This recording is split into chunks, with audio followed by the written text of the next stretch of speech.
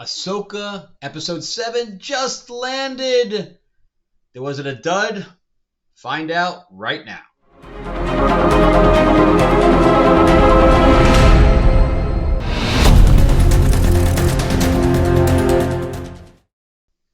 All right, we're back with episode 7 with your host Frank Zanca, who is extremely burnt. I apologize extremely for my appearance. I just worked a music event, and I was outside for 3 days, and my skin was not happy with it. So I'm peeling all over the place like a lizard. I told everyone that with a little butter and lemon sauce, I could be anybody's lobster. So hopefully in a couple of days, my skin will be back to normal. And this is why I haven't posted anything in a while, because I just worked 9 days straight, 12 to 17 hours a day. So that is why. So hopefully I'm back now. And so again, I am an award-winning screenwriter, comic book writer, novelist, and working line producer in Hollywood, who has recently moved to Atlanta. So with the writer's strike and the actor's strike, I have to take whatever I can get at this point. So I am working other events that do not require writers or actors, in this case, a musical event. So hopefully we found out that they reached a tentative agreement, but it still has to go to ratification, and it still has to go through lawyers, attorneys, and which may actually give a work release to the writers, but that doesn't really help me at all, because it's the actors that are my problem, because without the actors, I can't help raise any money, or nobody can raise any money on low-budget film, because they have to have attachments. So without the actors finishing up, I probably won't be returning to my normal job probably till the end of the year. But anyway, let's talk about Ahsoka. And I am going to do spoilers. I think everybody is. I haven't seen anybody else's review of this. I know that there are shills that love everything, but I hate when a show is disingenuous, and that's how I really feel here. That's the word that just kept coming to my head. Disingenuous, like it's pretending to be something that it's not. So it's pretending to be Star Wars, but it's really a generic sci-fi show. I don't feel like this is Star Wars. It just doesn't feel like Star Wars. I think Filoni is just trying to do his own thing. And I don't know if it's working. So there's a couple of scenes I like, but for the most part, the scenes were frivolous. So we start out with the scene with Hera and Mon Mothma, and again, it's just pretending to be something, because we have C-3PO show up. The whole scene makes no difference to the story whatsoever. It's a member buried to name Leia, and it's a member buried to have C-3PO show up, and he's like hidden behind the security guard. I mean, we all know what as soon as we knew his voice, why hide him? And this one's directed by Geeta Patel, who's done some really good stuff. She has some credits behind her, but here's the problem. I'll tell you in a sec. So we have House of the Dragon. It's a good show. Can't argue with that. The Great, another good show. The Magicians, I hadn't get through like the first season. I thought it was kind of boring, but a lot of people like it. Runaways, it was like a CW show. Nothing she could do with that. Dead to Me, love that show. Superstore, I never saw it, but look how long it lasted. The Mick, fresh off the boat. I mean, she's got really good credits. But what's missing from those credits? Action. I mean, you can kind of say that House of the Dragon's action, but it's really not. It's more of an intrigue. So she's got a crappy script for the most part, and she doesn't know how to direct action. It was doomed. It was really doomed. That's like, bringing her into John Wick. You know, you can't do it. She doesn't have that kind of capability. So as good as she is by directing the actors, which, I still find that the acting is very flat with this show. I feel that Ahsoka had a little bit more personality this time, which is probably due to her. But for the most part, everything else was really flat and forced. So we start out with this thing with Hera and Mon Mothma, and we have this guy that's just attacking her and attacking her and attacking her, and we have no idea why. We have no idea if this guy if he's hooked up with Thrawn in some way or whatever else, or he's just a dick. We have no reason for his motivation for continually attacking her. Everybody else on the entire council is completely quiet except for this guy. Why? No idea. And then we just have 3PO come in and say, everything's all good. Leia said, all right, we're out of here. Do you got any problem? No, you got no problem? Good. Get out of here. We're done. Scene over. What the hell? It's more powerful if they believe her, and we're in, with that scene kind of with Leia at the, in the Death Star or in Hoth, where they're in front of the strategic consoles and stuff like that, and they're planning stuff. That would make more sense, if they're like, look, we're going to prepare for the worst. Let's start making plans. That's a more powerful scene than having this stupid council that makes no sense. The writing on it is complete garbage. Complete garbage on that scene. So let's move on, because they could have eliminated that scene and not changed anything. You wouldn't even have missed it. If they had cut it, you wouldn't even noticed.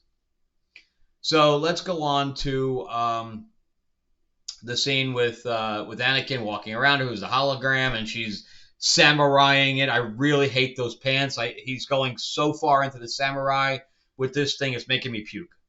She's not a samurai. She's a Jedi, and the show is really ruining characters that I love. And that's what I'm really pissed off about. It's ruining these characters. He's ruining his own characters that he spent years creating. He needs to take a step back because he's not doing a good job here. And if you disagree with me and you're loving this, then great, because that means it's not being ruined for you.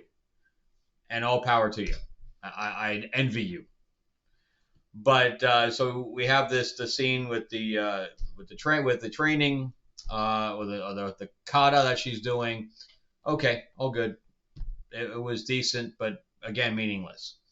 Again, we could have chopped that off, wouldn't have noticed. He's just filling time. Then we have the Great Sisters come in, and he says, find the Jedi, and they have the little balls come up. It really reminded me of Clash of the Titans with the Stygian Sisters and the eye. The eye! Give me the eye! It really reminded me of that. But anyway, so moving on. It's kind of cool that they have the triangle the whole bit. All right, no problem. Then we go into the wolves again, with the Jedi doing the wolves, and they have these mercenaries with these orange helmets, and none of them have guns.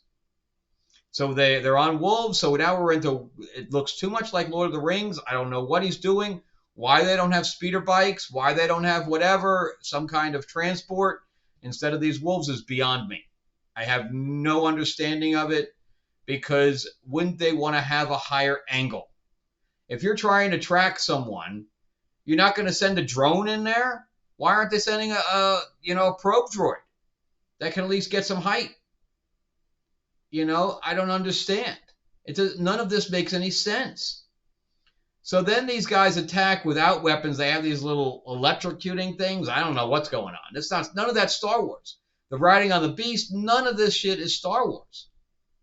If you want to say, okay, well, they had tauntauns, but they explained why they had tauntauns in Empire. It's because they couldn't get the snowspeeders up running in time because the engines kept crashing because of the cold. So there's no excuse for this one. None. Just as bad as the horses in the Return of Skywalker, or Rise of Skywalker. It made no sense there either. Riding the horses on the side of the ship, it made no sense. So why let's have speeder bikes, let's have them chasing them, whatever. And right when that happened, I said, why? I even said it out loud to the screen. There was nobody else with me. I'm like, why is Sabine not giving Ezra the lightsaber? She should have, as soon as she pulled her guns out, give him the lightsaber. He could have deflected all those that whatever's going on over there. You know, I assumed at that time they had blasters, but they ended up not having them. But still, he could have taken care of them very easily. But nope, so for some reason he cannot hold a lightsaber. He's just allergic. Oh, it's a lightsaber. Oh, you're giving me a rash. Oh my God. What is going on here? He's the only Jedi. So then, I mean, it was kind of cool with her reaching out to Sabine, but Sabine's lost to me. That's not the same character from Rebels. She's no longer a hero. She gave up all of humanity, or whatever you want to call it, all the galaxy, because she was selfish enough to want to be with Ezra, who she's not even romantically involved with. So her friendship with him was so strong that she was willing to sacrifice the whole entire galaxy by bringing Thrawn back. And she knew it would, because she was captured by it. So she is not a hero. She is a villain. So then, on top of that, they all kind of make a shield wall or whatever. And she's getting shot all over the place, but still standing up. And she offers him the lightsaber with a really goofy scene. You take it. No, I'm not going to take it. No, man, I'm good. I got the Force. Watch, I'm going to just use the Force against all these weapons. Watch, these guys are really slow. And they are, because they haven't been trained in the stunt coordination. You look at this. Look, wow. Oh, my God. Look, I'm going to use the Force here. What is going on? Some of the worst action scenes I've ever seen in my life. And he can't use the lightsaber. He's the only Jedi among them. No, you use it. You use it. It's okay. Because men can't hold lightsabers now except for villains. Balin's the only guy that can use a lightsaber. I don't care if we all die here. I know I can take care of them all by myself, but I don't want to upstage you. So, no, you hold on to it. You never felt like anybody was in trouble this entire time. Then we have the ship with Ahsoka. And this is a big problem because in all of Star Wars, when Han Solo and Luke Skywalker were in their ships, we knew they were accomplished pilots. We knew what they had done to get to the level that they were at, right? Han Solo was constantly bragging about the fact of what he's done in his career. And we knew that Luke was a good pilot because he's been training. You know, his whole deal was to get off of Tatooine. Here we have a robot, right? We have a droid who does not have the same reflexes as a human, or any other species, or biological species, I should say. And Ahsoka is not a pilot. She never was. But yet they're piloting that ship like it's no. I got people firing behind me. No big deal. No big deal. Watch. Oh, there's mines there. The mines are coming together to blow each other up. That's not how mines work. But that's how it works here in Star Wars now. Oh, boom, boom, boom. Oh, I'm just, gonna lazily. Oh, I gotta turn the things. Oh, okay. Boom, boom, boom. All right, no big deal. I never felt like anybody was in trouble. Then he dropped her off, right? And now he's just flying leisurely. You see the bolts flying all over the place. He's just flying leisurely. I mean, he could have been asleep. He's like looking out the window. What is going on? They never hit the ship once. We see the ship 10 minutes later. It doesn't have one scratch on it. These guys missed every shot. What is going on? What? Who wrote this thing? Filoni, what are you doing, man? This is not Star Wars. So then, they're surrounded by the troops, and apparently these stormtroopers are lazy. They never learned how to shoot either. I don't know. Ahsoka shows up. They all run away. Ahsoka says, "Oh, give me your lightsaber because all your people are gone. I can help you." What? And then Shin runs away.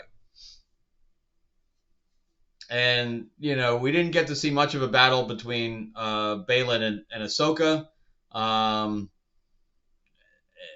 Thankfully, they kept really close with the shots because I didn't really. Baylan has his own kind of style that's kind of slow anyway, but Ahsoka, she just hasn't been trained. Rosario Dawson just hasn't been trained in battle. So she tries real hard, but she just doesn't have it.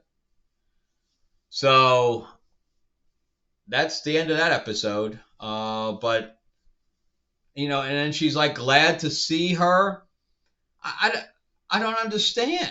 We have this reunion and they're laughing and not once does Ezra say, well, if you're here, what does that have to do with Thrawn? He never brings up Thrawn, not once in any conversation. They're all sitting there going, oh my God, so tell me about Endor. Tell me, I want to hear some more stories. Oh, you're not going to tell me how you got here? You're not going to tell me about how Thrawn has been chasing me all this? No, it's just all a good time. Let's have an espresso and a cappuccino and a cigarette and we'll sit here and chat.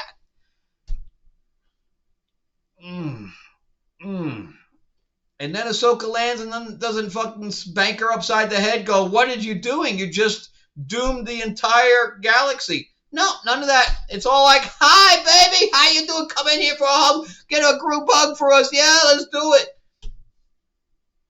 No, my God. My God, this is so bad. It's a parody of Star Wars. A parody of Star Wars with a big budget. We might as well just have Dark Helmet show up and say, your Schwartz is as big as mine. It'd be better. I'll bring my buddy Tim Russ in and say, with the chroming of the desert, I ain't found shit.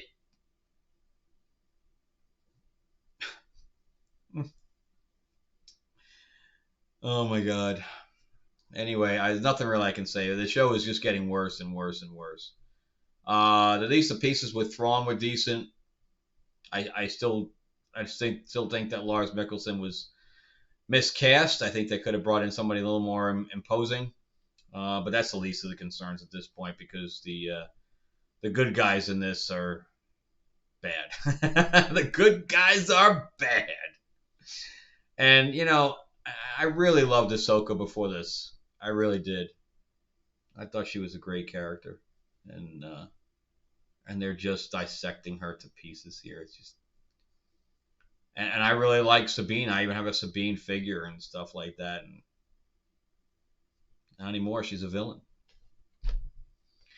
So anyway, and incompetent. It's they're all incompetent. The entire stormtroopers are incompetent. Whatever I don't know. Baylan seems to be the only guy that knows what's going on. Anyway, that's it for me. I've had enough. Thankfully, there's only one episode left because I don't think I can take much more of this. But let me push my own stuff here.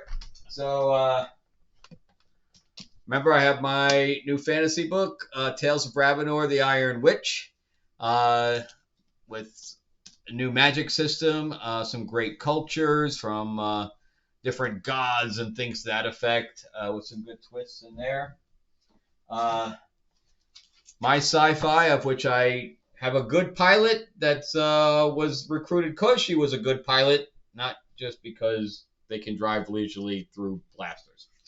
But anyway, it has some good robots and aliens and things to that effect. This is the adaptation of my first novel of Destiny Aurora, and there's 3 others besides that, and the audiobook just got released on Audible as well, which I am listening to over again myself because I have male and female voices on it, so it's kind of like a little bit of a radio show.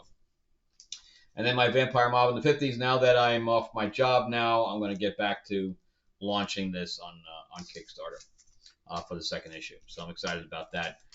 It's all been looking pretty good. So remember to like and subscribe. Give me a thumbs up. I'm going to try to go see Dumb Money this week and do some of that. And, this new comic book day tomorrow, I haven't picked up in 2 weeks because, again, I've been working 9 days back to back to back. I have not had one day off. So I'm going to try to get back up to par here. All right. And please let me know what you think of this show. Am I wrong? Am I right? Are you just loving it? You think the action scenes are great? You think the acting is just through the roof? And, this is just the best show you ever saw. And Star Wars has never been better. Let me know if you think all that. I have to disagree with you, of course, but if you're loving it, it's good to love stuff. But unfortunately for me, it's destroying characters. It's unfortunate. All right. Thanks, guys. Thank you so much for watching. And, I hope I can get some stuff that I review that I actually like.